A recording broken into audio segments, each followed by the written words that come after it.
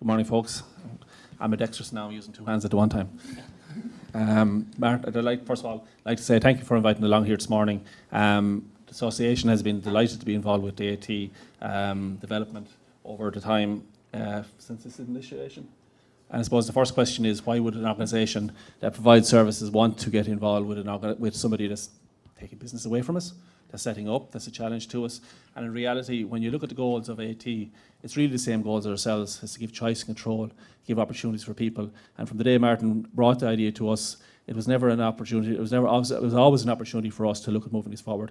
And before this had come, we were looking, and still are looking at, any opportunities to give control and choice back into the service, but also from direct payments. And this is really around direct payment and how to get there. Challenges overcome, and these are real challenges that have been overcome by the AT network. And I suppose the first one was securing HSE approval, and Sheila has outlined what was supports the HSE give AT, but now without putting words into anyone's mouth, for initial phases, while everyone that Martin and the team met, and we were part of those negotiations and discussions, people were very open and anxious to help, but there was no structure, no pathway through it, and that was really important that was addressed.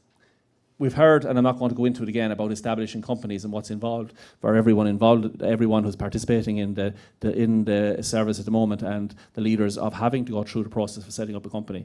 And it's not, I wouldn't, as been mentioned here this morning, but I wouldn't underplay the challenge that's in that and the onus that's taking up in it. Realignment of funding, and this is a challenge from both the HSE, from the service provider where somebody's leaving, and for the leader that's taking up the funding. Probably the biggest challenge we had, and practical challenge on the ground, was around the employment of staff who are currently employed, and I'll come back to that in a second. And finally, I suppose, supporting with the administration. The people that went into AT, the leaders, didn't want to become managers of their service. They wanted the service to run in the background, that they could get on with their lives. And there was a challenge in that the service didn't become a be-all and end-all of actually having to become managers of it. How did IWA work with AT in relation to this? I suppose first and foremost, we're 20 plus years delivering the service. We know what's involved in the practical day-to-day running of it, and we were happy to sit down and work with particularly Gordon and my colleague of mine, Claire, and go through all the policies and procedures, training, HR, anything that might be of assistance, and to put that together as a package that could be implemented and support the development of the AT from that prospect. If the 5 people or 4 people that started AT had landed in Dunleary and come down and said, we want to start AT and we want to have a PA service, it would have been far easier than the fact that they're already in a system where a PA is working with them. And in most situations, and I think in all situations, quite happy with the PAs who were working with them. But those PAs had contracts of employment, those PAs had rights and entitlements. And there was a challenge in moving those PAs from working with IWA through leaders to working with the AT network. And that took a number of months to actually achieve, or over a year in some situations, but it was something the association was happy to work with and communicate, and there are timelines and formalities that have to go through. But I suppose, again, having the experience of somebody like their association who has experience in that, we're willing, and it was good that we were able to take on board to support that.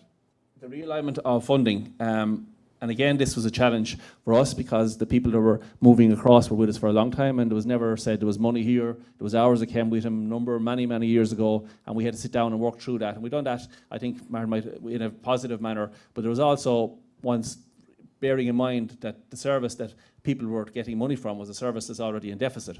So that was a challenge to the association, but we did come to an agreement, and we were happy to also support on a once-off basis for the setup of additional funds to actually help the IT, acknowledging that there was a cost involved and a challenge for the start-off in relation to that. And we did participate actively on the committee and on the review body as it moved forward. I suppose that's how it got there, but why was there a need for AT?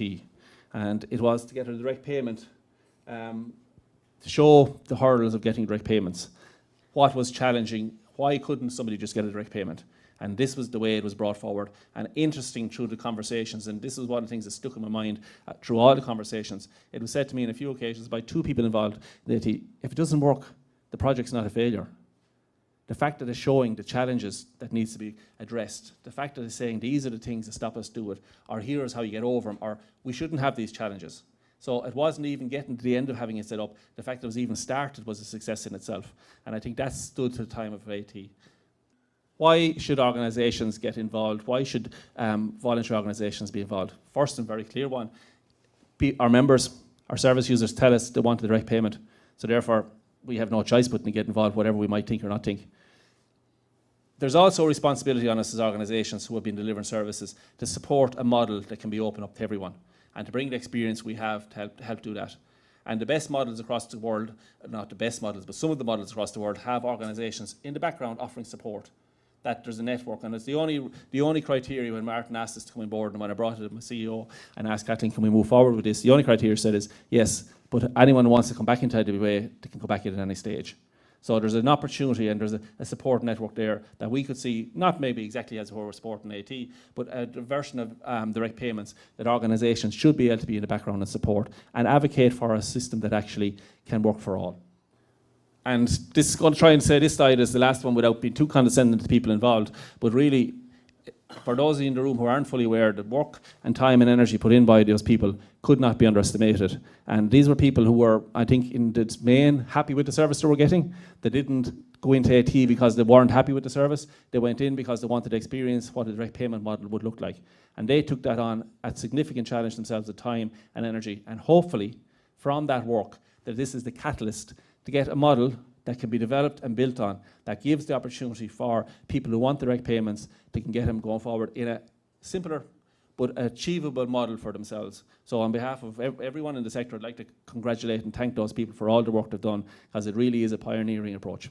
So thank you. Thanks very much.